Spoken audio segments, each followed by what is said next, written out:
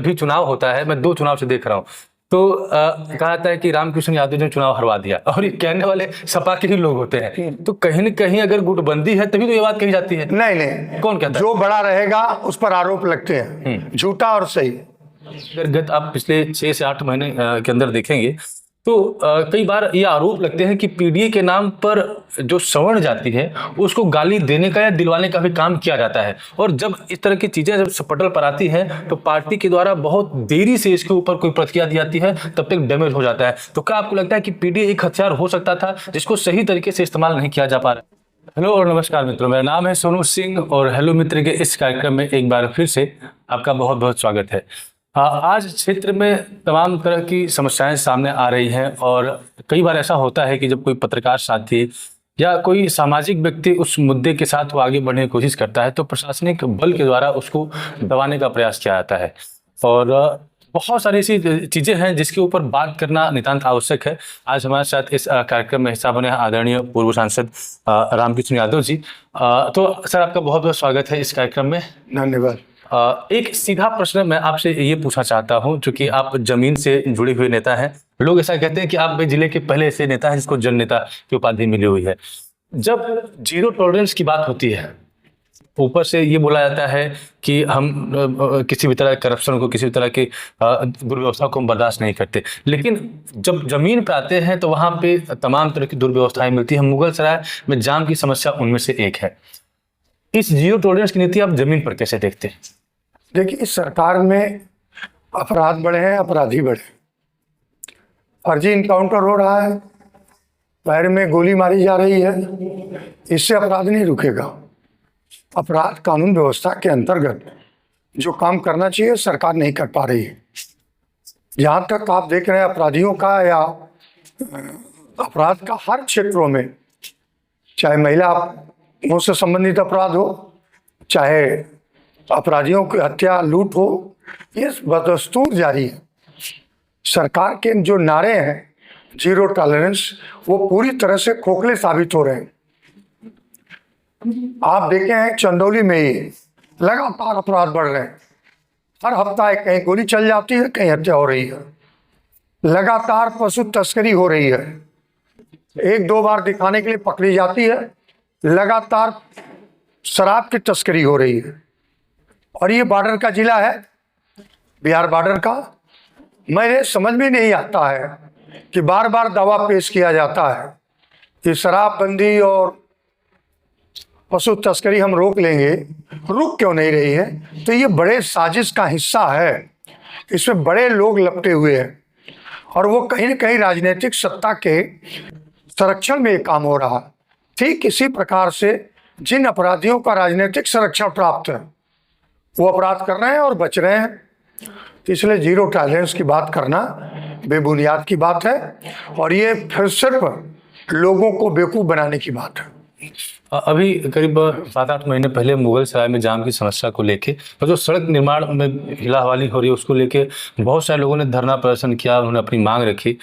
कुछ लोगों पर मुकदमा लगाए गए, दंगाई वाले आरोप लगाए गए, 100 लोगों के ऊपर करीब अज्ञात मुकदमे चलाए गए। अभी लेह से खबर आ रही है कि सोनम वांगचुक जी हैं, करीब 1-2 साल से बहुत सक्रिय हैं, इस तरह की चीज़ों को लेके सोशली मुद्दों को उठाते हैं।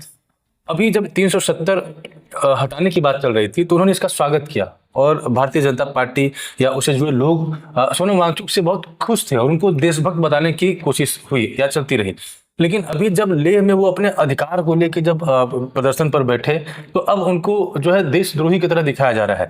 तो ये जो देशद्रोह और देश प्रेम, इसका डेफिनेशन इतना जल्दी कैसे बदल जा रहा है? देखिए, जो सरकार के पक्ष में हो जाए वो देशभक्त हो जाता है। जो सरकार की नीतियों का विरोध कर रहे हैं उसको देशद्रोही बनाने का काम कर रही है।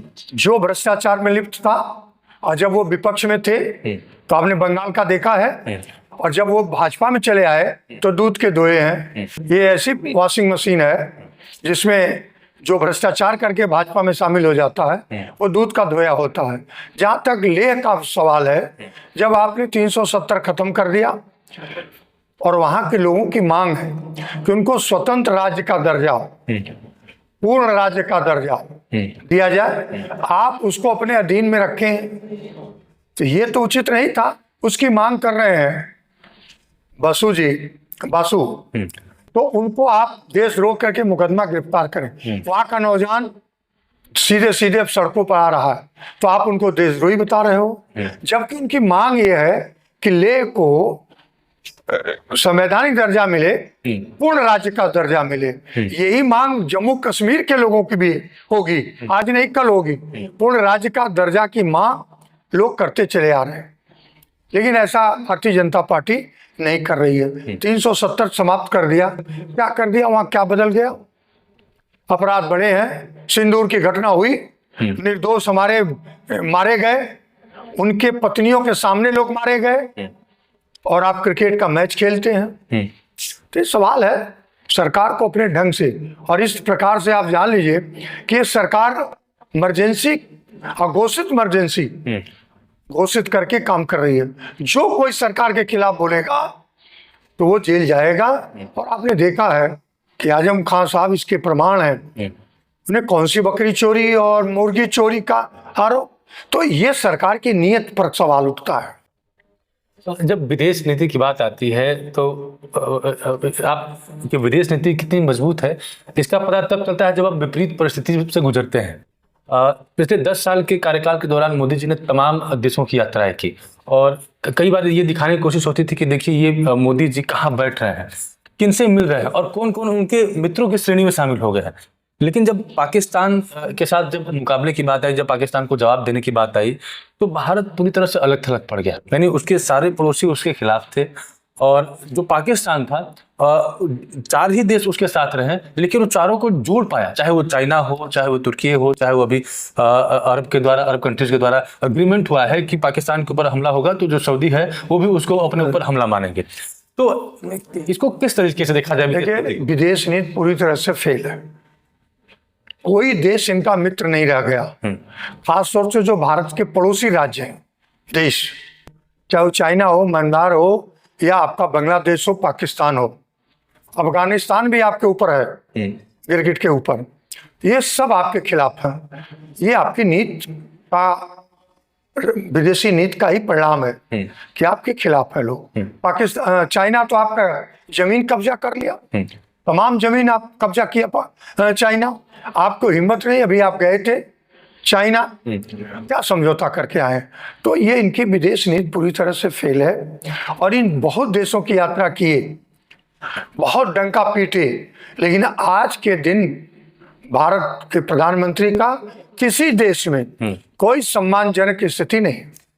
मैं ये नहीं समझ पाता हूँ, जैसे जब हम टेलीविजन देखते हैं एक सामान्य नागरिक के तौर पे, तो कहीं जापान में जाके मोदी जी वो ड्रम बजा रहे हैं, कहीं अमेरिका में जो है वो बहुत बड़े स्टेडियम में भाषण दे रहे हैं, वहाँ पे मोदी मोदी हो रहा है। तो टीवी से जो हमें दिखता है, हमें लगता है कि नहीं, हमारा देश बहुत पॉपुलर हो रहा है, हमारे नेता को बहुत मान सम्मान मिल रहा है। लेकिन जब असल में विदेश नीति को देखने की बारी आती है तो चाइना भी हमको थप्पड़े मार के चला जाता है, बांग्लादेश भी हमको थप्पड़े मार के चला जाता है। अभी बांग्लादेश में जो विवाद हुआ था, तो कहीं अगर भारत की विदेश नीति मजबूत होती तो वहाँ पे हिंदुओं के प्रोटेक्शन की जरूर कोई न कोई कदम उठाए गए होते। तो ऐसा क्यों है कि हमको टेलीविजन पर कुछ और दिखता है कि विदेश नीति मजबूत हो रही है, और जब असल में विदेश नीति की आवश्यकता होती है तो टोटल फेलियर होता है? कारण क्या है इसके पीछे? देखिए, आज श्रीमती इंदिरा गांधी का सम्मानजनक नाम पूरा देश ले रहा है, उसके कारण है कि बांग्लादेश को, पाकिस्तान को 2 भागों में बांट दिया। पाकिस्तान जब जब ये आंख उठाया है, उसके खिलाफ सख्त सख्त कार्रवाई हुई है।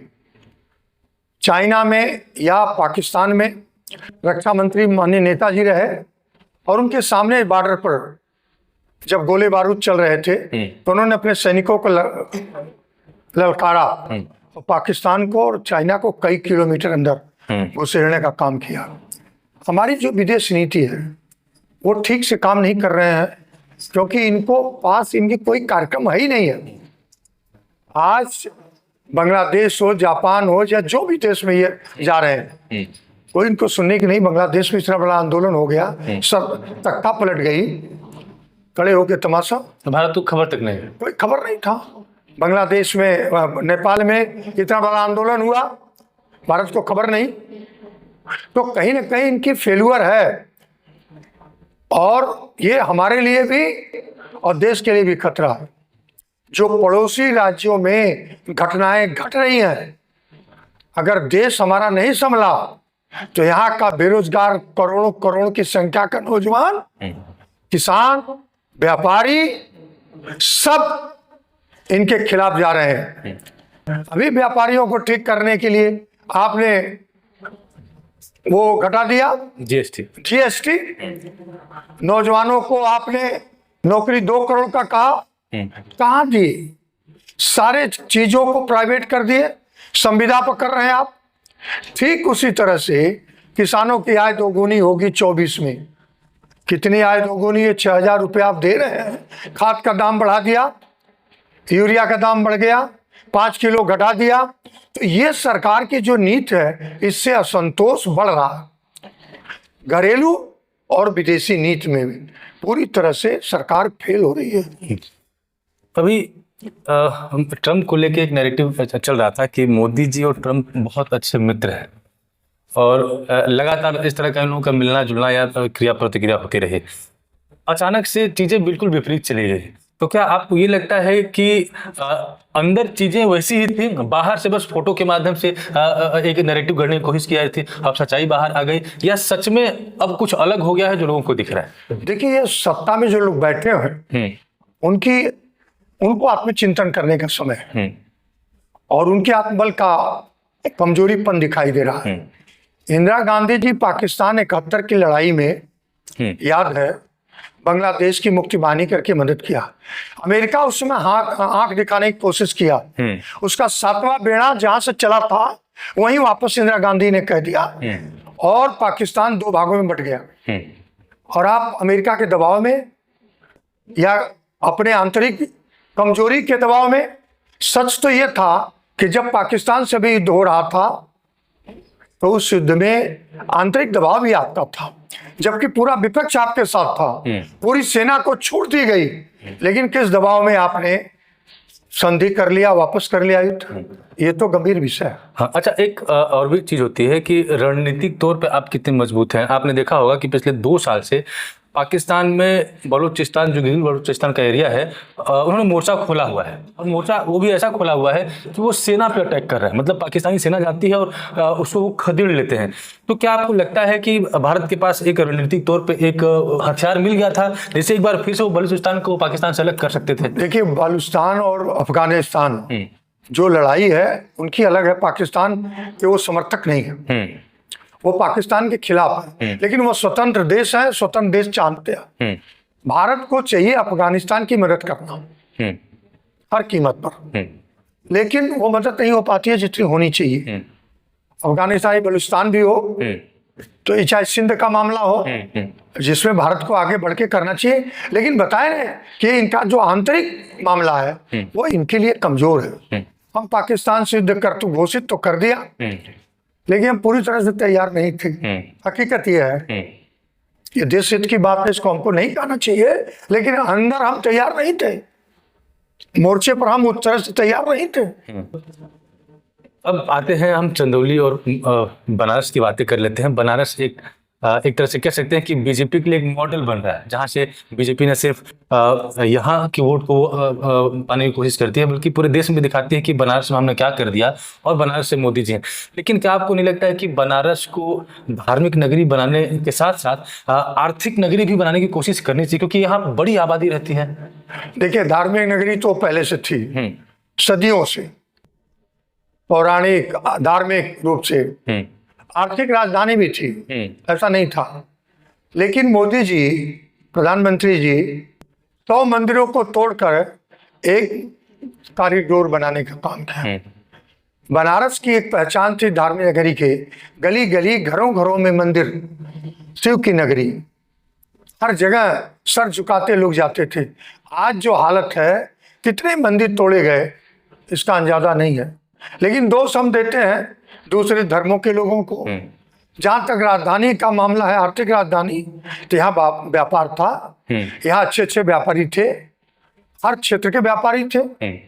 जब आप 1857 से पहले का बनारस देखेंगे तो किस तरह से दशाश्वमेध घाट पर लोग बैलगाड़ी से, ऊंट से, चीजों से सामान लेके जाते थे। और बाहर के लोग आते थे। यहाँ का मशहूर था सिल्क की साड़ी, बनारसी साड़ी, यहाँ के बहुत से सामान मशहूर से जो विदेशों तक जाते थे, आज वो पूरी तरह से चौपट हो रहा है। अब चाइना का माल आ गया। बगल में चुनार पड़ता था मिर्जापुर, जहाँ पीतल का काम बड़ा मशहूर था, जो बनारस से जुड़ा हुआ था। तो ऐसा नहीं, बहुत से कार्य यहाँ थे। बनारस की मिठाइयाँ, बनारस का लगड़ा आम, ये विदेशों तक जाता था। तो ऐसा नहीं था, लेकिन इसको दिखाने के लिए तो बहुत कर रहे हैं, लेकिन जमीन पर कोई काम नहीं। जमीन पर बस एक ही काम है, 100 मंदिर तोड़ो, एक मंदिर को सुंदरीकरण करो, व्यापारीकरण करो, उसको पर्यटक स्थल करो, धर्म स्थल कम, पर्यटक स्थल के रूप में ज्यादा विकसित करो, ताकि उससे आय, इनकम कमा सके। क्या आपको ऐसा लगता है जैसे एक अगर मंदिर बनता है और उसकी चर्चा पूरे देश में होती है, तो पूरा देश एक तरह से ये सोचेगा कि अरे मोदी जी तो हिंदुत्ववादी हैं, हिंदू का काम कर रहे हैं। लेकिन अगर आर्थिक विकास होता है तो उससे बनारस के लोग समृद्ध होंगे, लेकिन उसका मैसेज शायद देश में उस तरह से ना जा पाए, क्योंकि जो धर्म का मामला होता है वो सिंबॉलिक होता है, वो लोगों के सेंटीमेंट से सीधे सीधे जुड़ता है। तो क्या यही कारण है कि मोदी जी रोजगार के ऊपर यहाँ पर ध्यान नहीं दे पा रहे हैं, सिर्फ धर्म का मुद्दा उठाते हैं? देखिए, यहाँ व्यापार का सवाल था। यहाँ की चाट की दुकान अंबानी के लड़की की शादी में गई थी। यहाँ पान मशहूर, आप सुनिए, यहाँ चाची की कचौड़ी है जो विदेश के लोग आके खाते थे। आप इस सब को नष्ट कर रहे हैं। यहाँ का सनाई वादक, यहाँ के बाजा सनाई का, जो दुनिया में अपना नाम रोशन की। तो ऐसा नहीं है, ये कोई काम नहीं कर रहे हैं। यहाँ के लोगों की आर्थिक कमर तोड़ रहे हैं, आर्थिक कमर तोड़, जमीनें ले ली जा रही हैं। पर्यटक के नाम पर, विकसित करने के नाम पर किसानों की जमीनें ले जा रहे हैं। लेकिन किसानों के लिए क्या कर रहे हैं? यहाँ के उद्योग धंधे के लिए क्या कर रहे हैं? या क्या कर रहे हैं? आप पराग लाए, आप वहाँ एक दूध का लगाए हैं, वो कौन है? तो ये सारी चीजें काम करेंगी और लगेगा कि सरकार कुछ नहीं कर रही, यहाँ नहीं कर रही है। विपक्ष के लिए एक तीखा सवाल है। तीखा सवाल ये है कि जो कि विपक्ष आरोप लगाता है कि जो भारतीय जनता पार्टी है वो धर्म की राजनीति करती है, और उसका एक काउंटर नैरेटिव एक तरह से कह सकते हैं कि पीडीए समाजवादी पार्टी का एक अपना हथियार बन के उभरा। पीडीए के माध्यम से लोगों को जोड़ने का काम किया गया। लेकिन अगर आप पिछले 6 से 8 महीने के अंदर देखेंगे तो कई बार ये आरोप लगते हैं कि पीडीए के नाम पर जो सवर्ण जाति है उसको गाली देने का या दिलवाने का भी काम किया जाता है। और जब इस तरह की चीजें जब पटल पर आती हैं तो पार्टी के द्वारा बहुत देरी से इसके ऊपर कोई प्रतिक्रिया दी जाती है, तब तक डैमेज हो जाता है। तो क्या आपको लगता है कि पीडीए एक हथियार हो सकता था जिसको सही तरीके से इस्तेमाल नहीं किया जा पा रहा है? देखिए, पीडीए हथियार है समाजवादी पार्टी का, और पीडीए का मतलब किसी को गाली देने का नहीं है। पीडीए को डॉक्टर राम मनोहर लोहिया ने पिछड़ा दलित अल्पसंख्यक, और डॉक्टर लोहिया ने कहा पिछड़े पावे 100 में 60, अभी तो 27 की बात है, वो भी समाप्त हो रही है। तो ये कभी नहीं लोगों ने नाराज विरोध किया, न अगड़ा विरोध किया, न पिछड़ा विरोध किया। लेकिन कुछ लोग इसका गलत इस्तेमाल करते हैं और लोगों को भड़काने का काम करते हैं। कहीं नहीं हमारा सवर्णों से विरोध है, कहीं नहीं, ऐसा नहीं। और जो लोग कुछ बोले हैं तो वो क्या धर्म के मानने वाले नहीं है? हम लोग धार्मिक नहीं है क्या? अखिलेश जी केदारेश्वर मंदिर बनवा रहे हैं, माननीय राष्ट्रीय अध्यक्ष जी, वो धार्मिक नहीं है। लेकिन जब एक व्यक्ति विशेष को टारगेट किया जाएगा, उसके घर को धोया जाएगा एक जाति विशेष के लोगों द्वारा, तो कहीं न कहीं ये बात आम जनमानस में, आम पिछड़े दलितों में घर करेगी कि वही 200 वर्ष पीछे जब दलित पानी बांध के चलता था, जब पीछे वो बांध के चलता था, जब बैकवर्डों को अधिकार नहीं था, तब लोग सोचने को मजबूर होते हैं।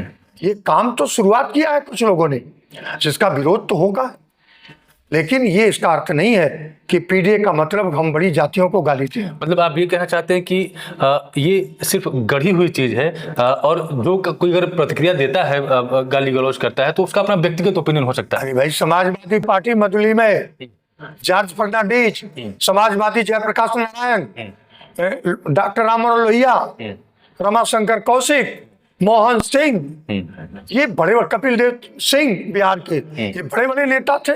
कभी जाति आड़े नहीं आई। ये पिछड़ों के लिए लड़े, दलितों के लड़े, अल्पसंख्यकों के लिए लड़े, अपनी पूरी जवानी कुर्बान कर दिया जनेश्वर मिश्रा जी ने। तो वो गलत कहना है। कुछ लोगों को पिछड़ों से लग रहा कि सत्ता के नजदीक पहुंच गया और हुआ। पीडीए करके राष्ट्रीय अध्यक्ष जी ने 37 सीट जीते और कांग्रेस 6 सीटें जीती, तो 42-43 सीट जीते। बीजेपी हारी है, तो बौखलाहट है पीडीए के नाम पर, बीजेपी को बौखलाहट है, इसलिए वो तरह तरह के षड्यंत्र करने का काम करेगी। इससे पीडीए के लोगों को बचना चाहिए और इसको बड़ी जात के जो सम्मानित प्रतिष्ठित लोग हैं उनसे बचना चाहिए। मैं गांव में रहता हूं, आपको एक बात याद दिलाऊं, बड़े बड़े लोग गांव में जो संभ्रांत नागरिक हुआ करते थे पहले, शाम को निकलते थे हवाखोरी करने। अगर किसी के घर में धुआं नहीं जलता था तो उसके घर के लोगों को बुला के कहते थे, क्या बात है, खाने पीने का सामान नहीं है क्या, खाना नहीं बन रहा क्या? वो भी एक संस्कृति थी। तो गरीब आदमी कह देता, नहीं बाबू आज नहीं है, तो ले आकर अपने घर से उसको खाने पीने। क्या ये संस्कृति हम खत्म कर देंगे? इसे मान लेंगे कि वो एकदम में खराब है? ऐसे लोग थे जो आज भी गाँव में मदद करते हैं गरीब की। पीडीए के लोग मदद करते हैं एक दूसरे को, तो ये करना चाहिए। पीडीए कोई हथियार ऐसा नहीं है जिससे युद्ध किया जाए।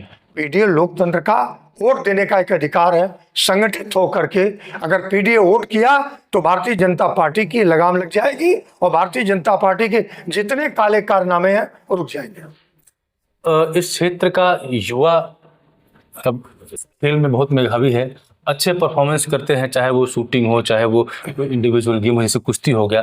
लेकिन सबसे बड़ी पीड़ा ये होती है कि जब यहाँ पर सुविधाएं होती अगर, तो वो संख्या और बेहतर हो सकती थी। किसान है, वो मिट्टी से पला बढ़ा हुआ है, लेकिन यहाँ पे किसी तरह की खेल की कोई सुविधा नहीं है। और रोजगार के नाम पर सिर्फ खेती बचा है, और वो भी खेती पारंपरिक तरीके से हो रहा है। कोई आर्थिक उत्थान नहीं है।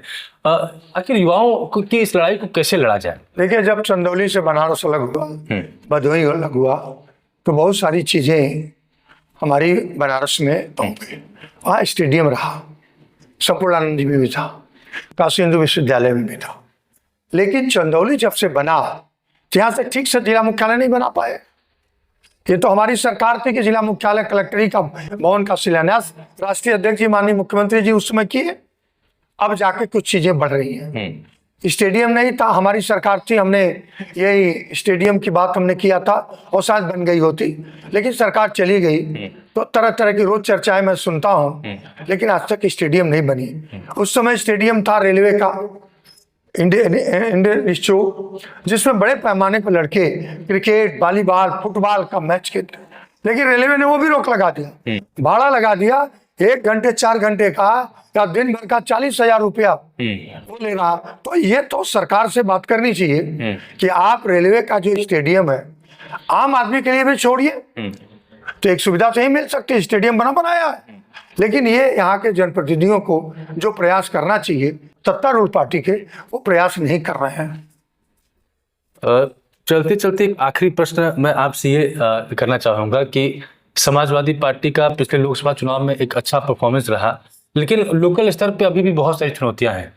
ऐसी कौन सी चुनौतियां आप देखते हैं जिसके चलते पार्टी बेहतर नहीं कर पा रही? नहीं, बेहतर पार्टी करेगी। 27 चुनाव में समाजवादी पार्टी सरकार बनाएगी, और जो भी चुनौतियां हैं समाजवादी पार्टी का एक एक कार्यकर्ता उसको स्वीकार कर रहा है और उसको ठीक करने का काम किया। चाहे वो मतदाता सूची हो, चाहे वोट चोर का मामला हो, और चाहे किसी प्रकार का मामला जन समस्या हो, उसके लिए समाजवादी पार्टी का जो कार्यकर्ता है, जो संघर्षशील कार्यकर्ता है, उसके लिए समय समय पर लड़ता है। क्या आपको लगता है कि अगर मैं मुगलसराय या चंदौली की बात करूं, तो क्या आपको लगता है कि पार्टी के अंदर जो छोटे छोटे गुट बना के लोग काम कर रहे हैं, वो भी अपने लिए एक चुनौती है और उसको उससे निजात पानी पड़ेगी? नहीं, ऐसा कोई गुट नहीं है। एक ही नेता, एक ही पार्टी, राष्ट्रीय अध्यक्ष माननीय अखिलेश जी और समाजवादी पार्टी, उसमें कोई गुट नहीं, कोई गुटबंदी नहीं, सब एक है, उनके नीचे ही सब है। नहीं, मैं ये बात इसलिए कह रहा हूँ क्योंकि जब भी चुनाव होता है, मैं 2 चुनाव से देख रहा हूँ, तो कहा जाता है कि रामकृष्ण यादव ने चुनाव हरवा दिया, और ये कहने वाले सपा के ही लोग होते हैं। तो कहीं न कहीं अगर गुटबंदी है तभी तो ये बात कही जाती है। नहीं नहीं, कौन कहता है? जो बड़ा रहेगा उस पर आरोप लगते हैं, झूठा और सही।